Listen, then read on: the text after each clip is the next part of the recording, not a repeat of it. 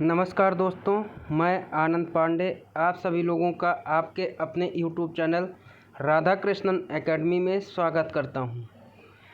जैसा कि आप सभी लोगों को पता है कि हम सभी जितनी भी प्रतियोगी परीक्षाएं होती हैं उसमें हम सभी लोगों को करंट अफेयर्स से जो है क्वेश्चंस पूछे जाते हैं, इसलिए हम सभी लोगों को करंट अफेयर्स पढ़ना बहुत ही ज़रूरी होता है। तो आज हम सभी लोग मासिक करंट अफेयर्स की श्रृंखला लेकर के हम आज जो है उपस्थित हुए हैं, जो कि आपके आने वाले एग्ज़ाम में बहुत ही महत्वपूर्ण होगा। ये मासिक करंट अफेयर्स श्रृंखला जनवरी 2021 के प्रमुख जो है खबरों को लेकर के बनाई गई है। तो आज की जो पहली खबर है वो ये है कि संयुक्त राष्ट्र सुरक्षा परिषद क्या है? संयुक्त राष्ट्र सुरक्षा परिषद की 3 प्रमुख समितियों की अध्यक्षता भारत करेगा। ठीक है, तो इसके द्वारा जो है इसे क्या है 8 जनवरी 2021 को संयुक्त राष्ट्र में घोषणा की गई कि संयुक्त राष्ट्र सुरक्षा परिषद की 3 प्रमुख समितियों की अध्यक्षता भारत करेगा। इससे रिलेटेड कुछ महत्वपूर्ण चीज़ों को जानते हैं। ठीक है, इससे रिलेटेड कुछ महत्वपूर्ण चीज़ों को जानते हैं। तो उसमें सबसे पहली चीज़ है कि इसकी घोषणा जो है भारत के अस्थाई प्रतिनिधि टी.एस. त्रिमूर्ति द्वारा की गई। तो भारत के एक क्वेश्चन आपसे बन सकता है कि भारत के अस्थाई सदस्य संयुक्त राष्ट्र में कौन है? तो कौन है? टी.एस. त्रिमूर्ति। ठीक, अगला जो है कि इन 3 समितियों में से एक यूएनएससी की आतंकवाद रोधी समिति की अध्यक्षता भारत वर्ष 2022 में करेगा। कब करेगा? वर्ष 2022 में करेगा। इसके अलावा अगला जो है वो ये है कि भारत ने जो है 1 जनवरी 2021 से यूएनएससी में अपने 2 वर्ष के कार्यकाल की शुरुआत की है। मतलब इसको जो है 2 वर्ष कार्यकाल जो है इसको पहली बार जो है मिला है और उसकी शुरुआत की है। इसके साथ ही यह 8वीं बार है जब भारत को संस्था के गैर अस्थाई सदस्य के रूप में शामिल किया गया। क्या? गैर अस्थाई, मतलब यहाँ पे जो है गैर अस्थाई है, अस्थाई सदस्य के रूप में नहीं है। भारत के साथ ही अन्य देश जिनको शामिल किया गया है गैर अस्थाई सदस्यों के रूप में, उनमें से हैं आयरलैंड, नॉर्वे, मैक्सिको एवं केन्या भी हैं। ठीक, अगली खबर जो हमारी है वो ये है कि IHS मार्केट ने वित्त वर्ष 2021 में भारतीय अर्थव्यवस्था में वृद्धि का अनुमान जताया है। मतलब IHS मार्केट ने वित्त वर्ष 2021-22 में भारतीय अर्थव्यवस्था में वृद्धि का अनुमान जताया है। तो 8 जनवरी 2021 को IHS मार्केट ने वित्तीय वर्ष 2021-22 में भारत की कुल वृद्धि 8.9% का अनुमान जताया। इसके कुछ इम्पॉर्टेंट पॉइंट को हम लोग देखते हैं। तो इसमें जो है पहली चीज़ है कि यह संस्था द्वारा यह अनुमान वित्तीय वर्ष की आखिरी माह में घरेलू आर्थिक गतिविधियों में आए सुधार के अनुसार जो है लगाया गया है। इसके अलावा जो है संस्था के अनुसार यह वित्तीय वर्ष 2021-22 में की पहली तिमाही अर्थात अप्रैल माह में से ही नज़र आने लगेगी। यानी अप्रैल माह 2021-22 जो ये अप्रैल चल रहा है इसी से जो है नज़र आने लगेगी। ठीक, लेकिन जो है कोरोना की वजह से फिर से जो है मार्केट में थोड़ी सी गिरावट देखी जा सकती है और होगी। इसके अलावा जो इसके अलावा अगली पॉइंट जो है भारत की राष्ट्रीय सांख्यिकी संगठन द्वारा यह अनुमान लगाया गया है कि चालू वित्तीय वर्ष में भारत की अर्थव्यवस्था में कुल 7.7% की गिरावट दर्ज की जाएगी। मतलब टोटल जो कुल अर्थव्यवस्था है उसमें -7.7% दर्ज की जाएगी। मतलब इतनी गिरावट होगी भारत की सांख्यिकी संगठन के ने जो ये अनुमान लगाया है। इसके अलावा IHS मार्केट की स्थापना जो है वर्ष 1959 में की गई थी और इसका जो मुख्यालय है वो यूनाइटेड किंगडम की राजधानी लंदन में स्थित है। वर्तमान में HISS मार्केट के मुख्य कार्यकारी अधिकारी जो है लांस उंगला हैं। कौन है? लांस उंगला हैं। तो आपसे क्वेश्चन पूछा जा सकता है कि IHS मार्केट की स्थापना कब की गई? तो 1959 में की गई। इसके अलावा इसका मुख्यालय कहाँ है? तो यूनाइटेड किंगडम की राजधानी लंदन में है। इसके अलावा जो है इसके मुख्य कार्यकारी अधिकारी कौन है? तो लांस उंगला हैं। इसके बाद फिर अगला जो हमारा जो है खबर है वो है दैनिक बंधन बैंक से। बंधन बैंक जो है, बंधन बैंक ने शौर्य सैलरी अकाउंट लॉन्च किया। ठीक, 8 जनवरी 2021 को बंधन बैंक द्वारा सेना के जवानों के लिए शौर्य सैलरी अकाउंट लॉन्च किया गया है। इसमें जो है बंधन बैंक एवं भारतीय सेना के कर्मियों के मध्य साझा के रूप से सेवाओं के आदान प्रदान के लिए एक समझौते पर हस्ताक्षर किया गया है। इसके अंतर्गत जो है बंधन बैंक और सेना के जवान को जो है शौर्य सैलरी अकाउंट की सेवा मुहैया कराएगा। कौन? बंधन बैंक जो है सेना के जवानों के लिए सैलरी अकाउंट की सेवा मुहैया कराएगा। यह खाता भी जीरो बैलेंस खाता होगा, जिसमें बैंक किसी भी प्रकार की मेंटेनेंस चार्ज नहीं लेगा। इसके अलावा समझौते के तहत खाता धारक की आकस्मिक मृत्यु होने पर उसे 30 लाख रुपए का मुफ्त जो है व्यक्तिगत दुर्घटना बीमा प्रदान किया जाएगा। इसके अलावा इस बीमा में कुल जो है 1 करोड़ रुपए का हवाई दुर्घटना कवर और एक आश्रित बच्चे को 4 साल तक प्रति वर्ष 1 लाख रुपए का मुफ्त शैक्षिक लाभ प्रदान किए जाने का प्रावधान किया गया है। इसके अलावा बंधन बैंक की स्थापना जो है वर्ष 2001 में की गई थी और इसका मुख्यालय जो है बंगाल की राजधानी कोलकाता में स्थित है। अगला जो खबर है 9 जनवरी 2021 प्रवासी भारतीय दिवस के बारे में। तो जो प्रवासी भारतीय दिवस जो है वो प्रतिवर्ष 9 जनवरी को विदेश में रह रहे भारतीय समुदाय के लोगों के सम्मान के लिए जो है मनाया जाता है। इसके जो मुख्य चीज़ें हैं वो ये हैं कि प्रवासी भारतीय दिवस की स्थापना वर्ष 2000 में भारत के विदेश मंत्रालय द्वारा की गई थी। वर्ष 2003 में पहली बार प्रवासी भारतीय दिवस का आयोजन किया गया था और प्रवासी भारतीय दिवस को मनाए जाने हेतु इस तिथि का चुनाव महात्मा गांधी के दक्षिण अफ्रीका से भारत आने की तिथि को चिन्हित किया गया। इसी तिथि को जो है दक्षिण अफ्रीका से जो है महात्मा गांधी स्वदेश लौटे थे और भारत में जो है अंग्रेज़ों के खिलाफ जो है आज़ादी की लड़ाई लड़ी थी। इसके बाद वर्ष 2015 में प्रवासी दिवस को भारत सरकार द्वारा द्विवार्षिक घोषित किया गया था।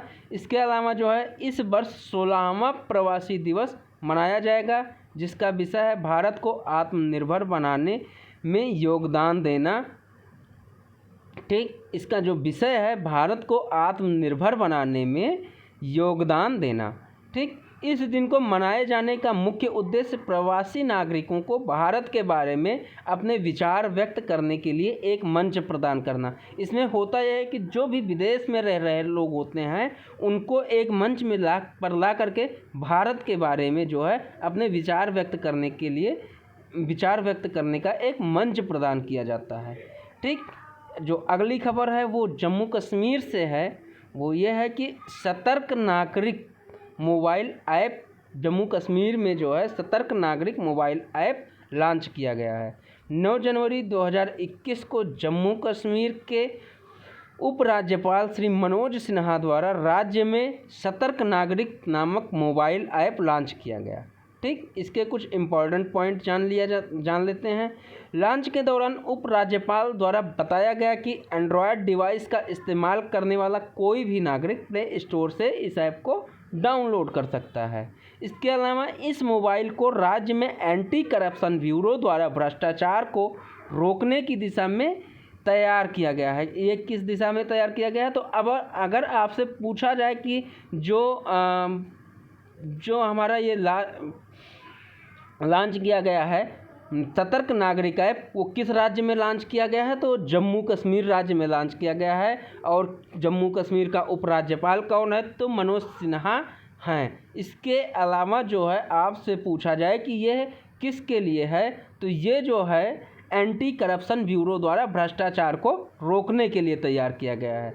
इसके अलावा इस मोबाइल ऐप को लॉन्च करने का मुख्य उद्देश्य लोगों तक भ्रष्टाचार के बारे में आसानी से जानकारी की सुविधा प्रदान करना है। इसके साथ ही जो है यह ऐप नागरिकों को आसानी से गतिशीलता के साथ अपनी शिकायतों को भेजने में सक्षम बनाने का कार्य करेगा। इसमें क्या होगा कि नागरिक जो है इस ऐप के सहायता से अपनी शिकायतें आसानी से जो है भेज सकेंगे सरकारों को। इसके बाद जो है नागरिकों द्वारा शिकायत दर्ज करते समय एक विशेष आईडी नंबर आवंटित होगी, जिससे जो है शिकायत को ट्रैक करने में प्रयोग किया जाएगा। ठीक, अगला जो खबर है वो यह है कि RS शर्मा अधिकार प्राप्त पैनल के प्रमुख बने। तो 9 जनवरी 2021 को RS शर्मा कोविड-19 वैक्सीन पर गठित अधिकार प्राप्त पैनल के प्रमुख नियुक्त किए गए। इसके जो मेन पॉइंट हैं उसको देख लेते हैं। RS शर्मा की नियुक्ति को जो है केंद्र सरकार द्वारा किया गया है।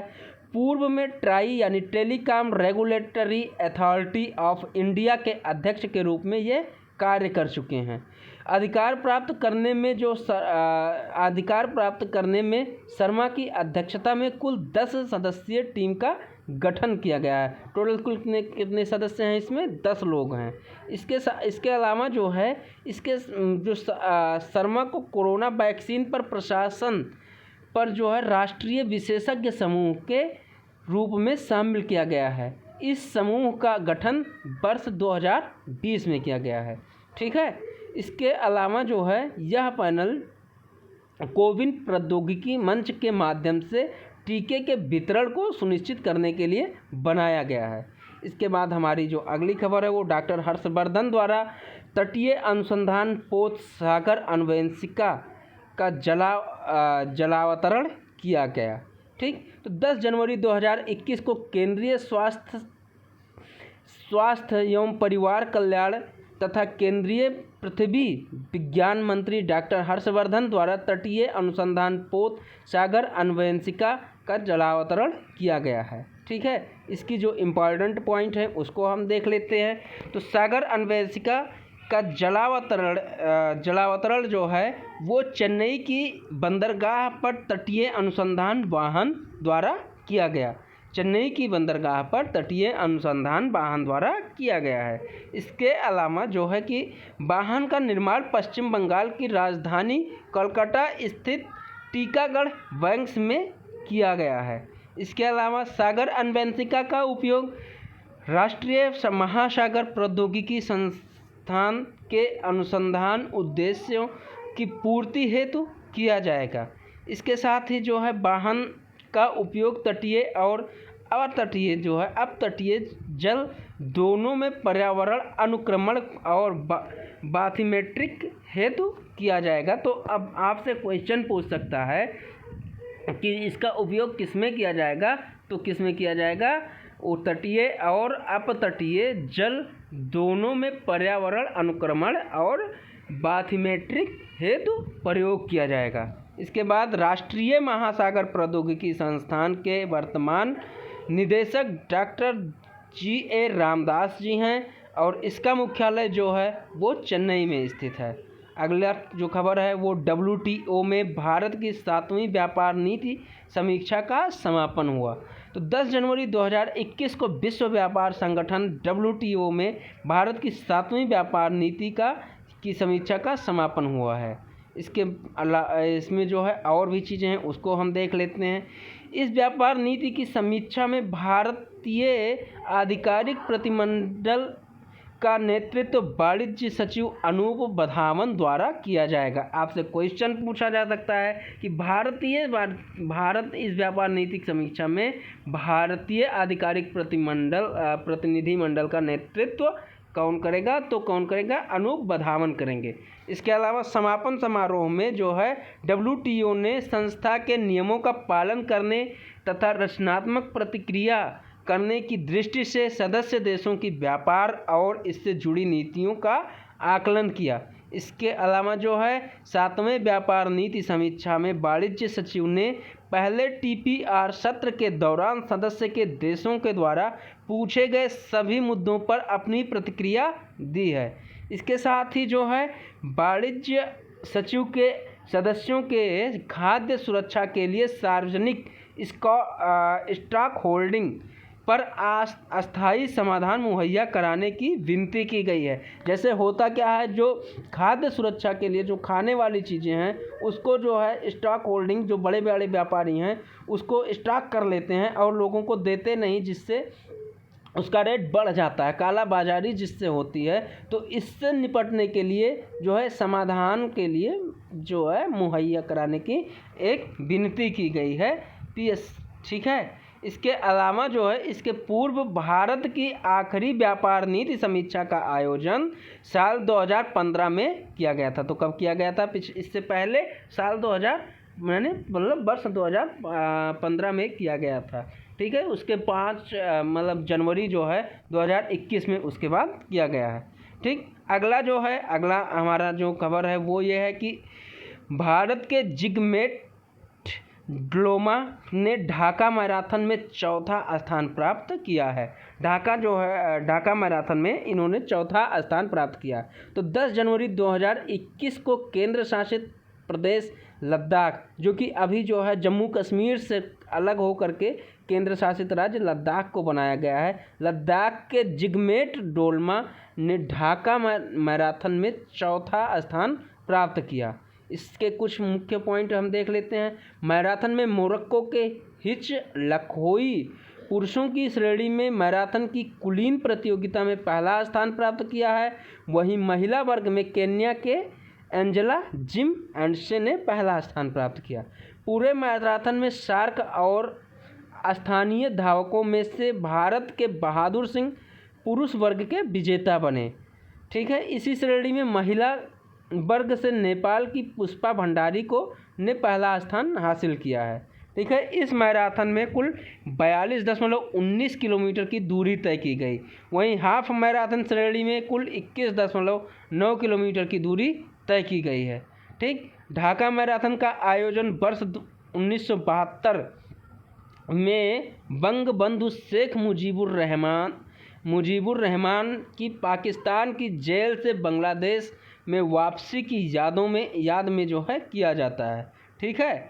अगला जो है वो ये है कि सी विजिल 21 तटीय अभ्यास का आयोजन किया गया, ठीक। तो 12 जनवरी 2021 को भारत के सबसे बड़े तटीय रक्षा अभ्यास सी विजिल 21 का अभ्यास का जो है वो शुभारंभ किया गया है, ठीक है। इसके बारे में और भी कुछ चीज़ें हम लोग जानते हैं। इसकी मेन पॉइंट यह है कि यह एक द्विवार्षिक अखिल भारतीय तटीय रक्षा अभ्यास है, ठीक। इसके अलावा इस अभ्यास का आयोजन 12 जनवरी 2021 से 13 जनवरी 2021 के मध्य, मतलब 12 से 13 यानी 2 दिवसीय होगा इसका अभ्यास, ठीक। इसके अलावा जो है सी विजिल 21 का आयोजन जो है transition from peace to conflict विषय पर आयोजित किया गया था, ठीक। इसके बाद जो है इस अभ्यास में देश की सभी तटीय राज्य, केंद्र शासित राज्य तथा अन्य समुद्री हितधारकों ने हिस्सा लिया था, ठीक। भारतीय नौसेना की स्थापना जो है अब ये चीज़ है, ये भी देख लेते हैं कि भारतीय नौसेना की स्थापना 26 जनवरी 1950 को की गई थी और वर्तमान में भारतीय नौसेना के प्रमुख एडमिरल करमबीर सिंह हैं, ठीक। प्रमुख एडमिरल कौन है? करमबीर सिंह हैं, ठीक है। अगला खबर जो है जय शाह को ICC बोर्ड में BCCI का प्रतिनिधि जो है चुना गया है। 11 जनवरी 2021 को सौरव गांगुली के स्थान पर जो है जयशाह को, अब आपसे क्वेश्चन पूछा जा सकता है कि जयशाह से पहले भारत का जो है प्रतिनिधित्व यानी बीसीसीआई का प्रतिनिधि कौन था, तो सौरव गांगुली थे। सौरव गांगुली की जगह पे जो है जयशाह को आईसीसी बोर्ड में जो है बीसीसीआई का प्रतिनिधित्व चुना गया है। इसके मुख्य पॉइंट क्या हैं? इस पद हेतु अंतर्राष्ट्रीय क्रिकेट परिषद की बोर्ड द्वारा जयशाह को चयनित किया गया। जयशाह भारत में भारतीय क्रिकेट बोर्ड के सचिव के रूप में सेवा कर रहे हैं। ठीक है। बीसीसीआई अध्यक्ष सौरव गांगुली वर्तमान में स्वास्थ्य संबंधी परेशानियों के कारण इस पद का कार्यभार संभाल पाने में सक्षम नहीं है। इसके अलावा बीसीसीआई का विस्तृत नाम जो है वो तो आप सभी लोगों को पता है, भारतीय क्रिकेट कंट्रोल बोर्ड, और इसकी स्थापना जो है भारतीय क्रिकेट कंट्रोल बोर्ड यानी बीसीसीआई की स्थापना जो है वो 1928 में की गई थी। और बीसीसीआई का मुख्यालय जो है वो महाराष्ट्र की राजधानी मुंबई में स्थित है। ठीक है। अगला जो खबर है, 12 जनवरी 2021 को राष्ट्रीय युवा दिवस के रूप में मनाया जाता है। ये जो प्रतिवर्ष 12 जनवरी को राष्ट्रीय युवा दिवस जो मनाया जाता है वो स्वामी विवेकानंद जी के जन्मदिन के यानी जयंती के अवसर पर मनाया जाता है। ठीक है। भारतीय राष्ट्रीय युवा दिवस जो है वो किसके जन्मदिन पर मनाया जाता है? वो मनाया जाता है स्वामी विवेकानंद के जन्मदिन पर मनाया जाता है। राष्ट्रीय युवा दिवस मनाए जाने की घोषणा सबसे पहले जो है 1984 में भारत सरकार द्वारा की गई थी और पहली बार युवा दिवस 12 जनवरी को जो है 1985 को मनाया गया था। और इस वर्ष स्वामी पूरा विश्व जो है इस वर्ष स्वामी पूरा विश्व स्वामी विवेकानंद की 158वीं जयंती मना रहा था। ठीक है। कौन सी? 158वीं जयंती जो है मना रहा था पूरा विश्व।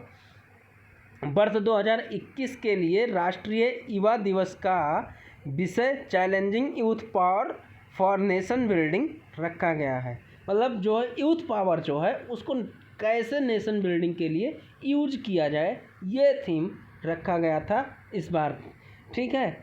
फिर राष्ट्रीय युवा दिवस मनाए जाने का जो मुख्य उद्देश्य होता है वो है कि युवाओं को स्वामी विवेकानंद के जीवन के विचारों और दर्शन के बारे में जानकारी देना तथा इस सिद्धांतों को अपने जीवन में लागू करने के लिए प्रोत्साहित करना है। ठीक है। अगली खबर है कि इस वर्ष भारतीय अंतर्राष्ट्रीय फिल्म महोत्सव में बांग्लादेश फोकस देश होगा। क्यों होगा? अब इसके बारे में हम देखते हैं। तो 13 जनवरी 2021 है, मतलब 13 जनवरी 2021 को घोषणा की गई है कि 51वें भारतीय अंतर्राष्ट्रीय फिल्म महोत्सव में बांग्लादेश फोकस देश है। ठीक है। इस फिल्म महोत्सव का आयोजन जो है 16 जनवरी 2021 से 24 जनवरी 2021 तक गोवा में किया गया। ठीक। यहाँ पे किया गया, टाइपिंग में दिक्कत मिसप्रिंट हो गई थी, यहाँ पे किया गया होगा। ठीक। फोकस कंट्री की श्रेणी में जो है बांग्लादेश की 4 फिल्मों को दिखाया गया है। ठीक। भारतीय राष्ट्रीय फिल्म महोत्सव में फोकस कंट्री एक विशेष श्रेणी है जो देश की सिनेमामयी उत्कृष्टता और योगदान को चिन्हित करता है। ठीक। फिल्म महोत्सव का आयोजन फिल्म समारोह निदेशालय और राज्य सरकार के गोवा राज्य द्वारा संयुक्त रूप से किया जाता है। ठीक। भारतीय राष्ट्रीय फिल्म महोत्सव का आयोजन पहली बार वर्ष 1952 में किया गया था। इसका आयोजन गोवा में ही किया जाता है। ठीक। अगली जो है वो ये है कि मणिपुर में चेरी ब्लॉसम फेस्टिवल का उद्घाटन किया गया। 13 जनवरी 2021 को मणिपुर के मुख्यमंत्री एन बीरेन सिंह द्वारा चेरी ब्लॉसम फेस्टिवल का उद्घाटन किया गया। अब आप यहाँ पे नोट कर सकते हैं कि मणिपुर के सबसे पहले मुख्यमंत्री कौन है, तो वो हैं बीरेन सिंह। ठीक। इसके अलावा आप ये कर सकते हैं कि चेरी ब्लॉसम फेस्टिवल कहाँ पे उद्घाटन किया गया, तो मणिपुर में उद्घाटन किया गया। इसके इम्पॉर्टेंट पॉइंट जो हैं, इस फेस्टिवल का उद्घाटन आभासी माध्यम से मणिपुर में माओ में किया जाएगा। उसके अलावा चेरी ब्लॉसम महोत्सव के चौथे संस्करण का ये आयोजन किया जा रहा है इस बार। ठीक है, माओ में मौजूद चेरी ब्लॉसम फूलों को दोपहर 2 बजे सभी सोशल मीडिया प्लेटफॉर्म पर लाइव स्ट्रीम द्वारा प्रदर्शित किया गया। ठीक है, चेरी ब्लॉसम फेस्टिवल का मुख्य उद्देश्य माओ में फैले सुंदर चेरी ब्लॉसम फूलों की तरफ पर्यटकों का ध्यान आकर्षित करना है। ठीक, मणिपुर भारत के उत्तर पूर्व में स्थित राज्य है और इसकी राजधानी, मणिपुर की जो राजधानी है वो इम्फाल है। और वर्तमान में जो मणिपुर के राज्यपाल जो हैं वो हेपतुल्ला हैं। कौन है? हेपतुल्ला हैं। ठीक, 13वीं भारत वियतनाम रक्षा सुरक्षा वार्ता का आयोजन किया गया। ये कब किया गया? अगली जो खबर है, 13 जनवरी 2021 को वीडियो कॉन्फ्रेंसिंग के माध्यम से भारत वियतनाम रक्षा सुरक्षा वार्ता के 13वें संस्करण का आयोजन किया गया। अब आपसे पूछ सकता है क्वेश्चन कि किस संस्करण का जो है आयोजन किया गया है, तो 13वें संस्करण का आयोजन किया गया है। ठीक है, तो इसका जो मुख्य अंश है कि कार्यक्रम की अध्यक्षता भारत के रक्षा सचिव डॉक्टर अजय कुमार एवं वियतनाम के उप रक्षा मंत्री लेफ्टिनेंट गुएन चिन विन द्वारा किया गया है। ठीक है, इस दौरान दोनों देशों ने द्विपक्षीय रक्षा सहयोग हेतु की गई विभिन्न पहलुओं की प्रगति की समीक्षा की है। ठीक, भारत के साथ ही इसके साथ ही दिसंबर 2020 में प्रधानमंत्री श्री नरेंद्र मोदी और वियतनाम के प्रधानमंत्री गुएन जुआन फुक, अब वियतनाम के जो प्रधानमंत्री हैं उनका नाम अगर आपसे पूछे तो वो कौन है? गुएन जुआन फुक के मध्य जो संपन्न हुए वर्चुअल शिखर सम्मेलन के परिणाम के तौर पर तैयार की गई कार्य योजनाओं पर विचार विमर्श किया गया। दोनों पक्षों ने व्यापक रणनीतिक साझेदारी के अंतर्गत सशस्त्र बलों के मध्य आगे सहयोग बढ़ाने के सहमति पर जो है बात की है। ठीक, वियतनाम की राजधानी जो है वो हनोई है और इस देश की मुद्रा जो है वियतनामी डोंग को जो है वियतनामी डोंग कहा जाता है। फिर 14 जनवरी 2021 जो अगली खबर हमारी है वो 14 जनवरी 2021 की है। पूर्व सैनिक दिवस के रूप में यह मनाया जाता है। ठीक, तो इसके इम्पोर्टेंट पॉइंट को हम देखते हैं। तो इस दिवस का आयोजन विशेष रूप से भारतीय सशस्त्र सेनाओं द्वारा किया जाता है। शुरुआत में इसे आर्मस्ट्रिंग डे के नाम से भी जाना जाता था। इस दिवस को मनाए जाने की शुरुआत वर्ष 2017 में से जो है की गई और इसके यह दिवस भारतीय सशस्त्र सेनाओं के पहले commander chief field marshal KM. Cariappa के भारतीय सेना में दिए गए अतुलनीय योगदान की स्मृति को चिन्हित करता है। इस वर्ष पूर्व सैनिक दिवस के अवसर पर भारत के रक्षा मंत्री श्री राजनाथ सिंह ने कर्नाटक की राजधानी बंगलोर में शहीद जवानों को श्रद्धांजलि अर्पित की। ठीक, शहीद जवानों को जो है वो श्रद्धांजलि अर्पित की। किसने? अगला जो है प्रधानमंत्री द्वारा लाइट हाउस प्रोजेक्ट की आधारशिला रखी गई। 1 जनवरी 2021 को प्रधानमंत्री श्री नरेंद्र मोदी द्वारा वर्चुअल माध्यम से लाइट हाउस प्रोजेक्ट की आधारशिला रखी गई है। इसके जो इम्पोर्टेंट पॉइंट है उसको हम देख लेते हैं।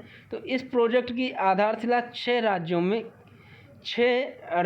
में 6 स्थानों पर रखी गई है। इन 6 राज्यों में जो हैं वो राजकोट गुजरात, चेन्नई तमिलनाडु, रांची झारखंड, इंदौर मध्य प्रदेश, लखनऊ उत्तर प्रदेश, अगरतला त्रिपुरा जो है शामिल है। तो आपसे क्वेश्चन पूछ सकता है कि वर्चुअल 1 जनवरी 2021 को प्रधानमंत्री नरेंद्र मोदी द्वारा वर्चुअल माध्यम से लाइट हाउस प्रोजेक्ट की आधारशिला किन राज्यों में रखी गई, तो 6 राज्यों में रखी गई। वो 6 राज्य कौन कौन से हैं? वो 6 राज्य हैं गुजरात, तमिलनाडु, झारखंड, मध्य प्रदेश, उत्तर प्रदेश और त्रिपुरा।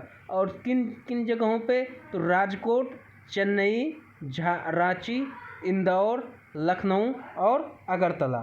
ठीक, इस प्रोजेक्ट में जो है केंद्रीय आवास और शहरी मामलों के मंत्रालय, इस प्रोजेक्ट को जो है किसने किया? इस प्रोजेक्ट को केंद्रीय आवास एवं शहरी मामलों के मंत्रालय द्वारा किया गया है।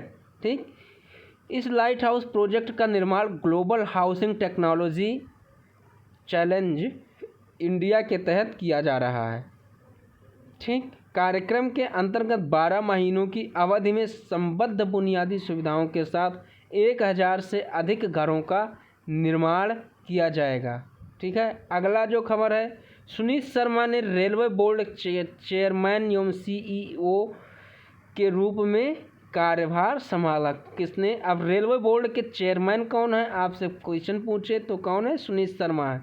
ये जो है 1 जनवरी 2021 को सुनील शर्मा भारतीय रेलवे बोर्ड के चेयरमैन एवं CEO के रूप में कार्यभार संभाला।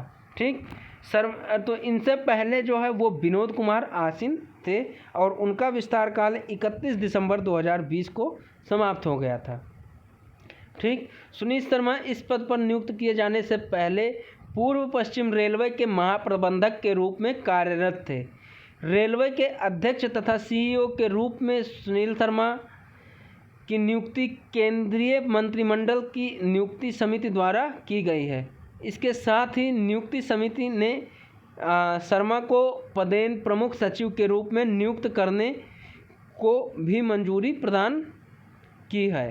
ठीक, इसके अलावा भारतीय रेलवे बोर्ड का गठन मार्च 1905 में किया गया और इसका मुख्यालय नई दिल्ली है। अब अगर आपसे क्वेश्चन पूछता है कि भारतीय रेलवे बोर्ड का मुख्यालय कहाँ है, तो नई दिल्ली है और इसका गठन कब किया गया? 1905 में किया गया था। ठीक, 1 जनवरी 2021 की खबर, DRDO की स्थापना दिवस के रूप में मनाया जाता है। क्या?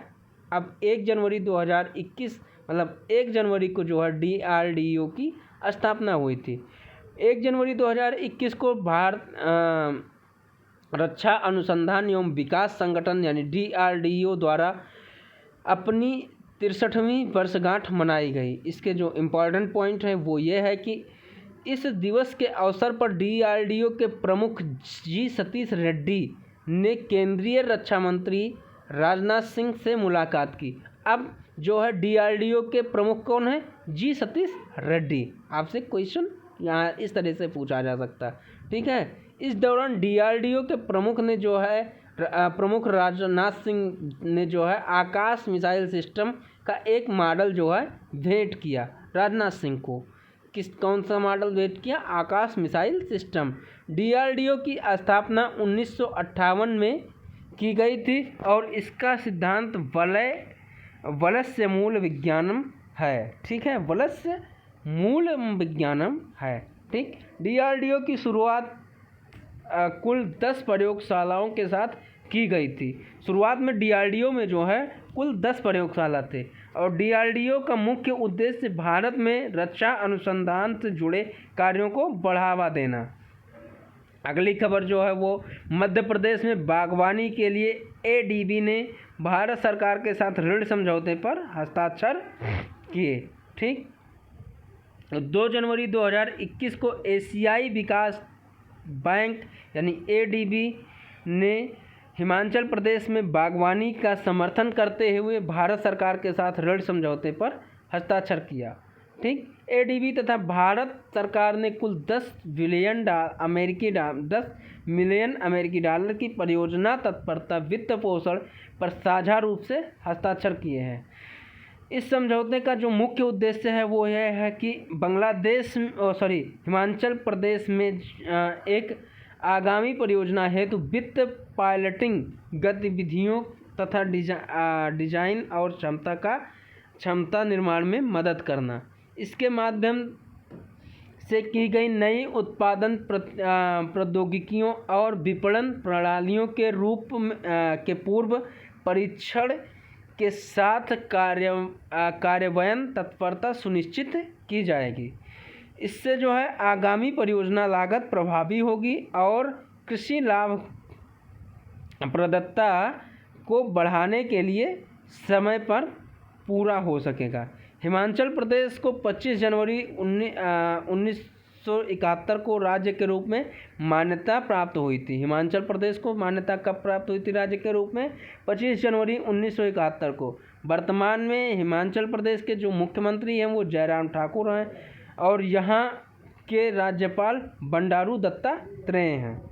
ठीक, अगली जो खबर है वो आरबीआई से है कि 2 जनवरी 2021 को भारतीय रिजर्व बैंक यानी आरबीआई द्वारा देश में डिजिटल भुगतान की गणना से जुड़ी डिजिटल पेमेंट इंडेक्स जारी की गई। इसके इम्पॉर्टेंट पॉइंट जो हैं, आरबीआई ने देश भर में डिजिटल अथवा इलेक्ट्रॉनिक भुगतान का डिजिटलीकरण करने का पता लगाने के लिए मुख्य सूचकांक को जारी किया है। इसके अलावा सूचकांक को मार्च 2018 की अवधि के आधार पर जारी किया गया है। मार्च 2018 के लिए डिजिटल पेमेंट इंडेक्स स्कोर 100 पर सेट किया गया है। आरबीआई डीपीआई में 5 व्यापक पैरामीटर है और इसका प्रयोग डिजिटल भुगतानों की व्यापकता को मापने के लिए किया जाएगा। ठीक, इसके अलावा जो है बीपीआई की गणना मार्च 2019 के लिए 153.47 तथा मार्च 2020 के लिए 207.47 पर की गई है। वहीं जो है मार्च 2021 की डीपीआई की गणना 4 महीने के अंतराल पर की जाएगी।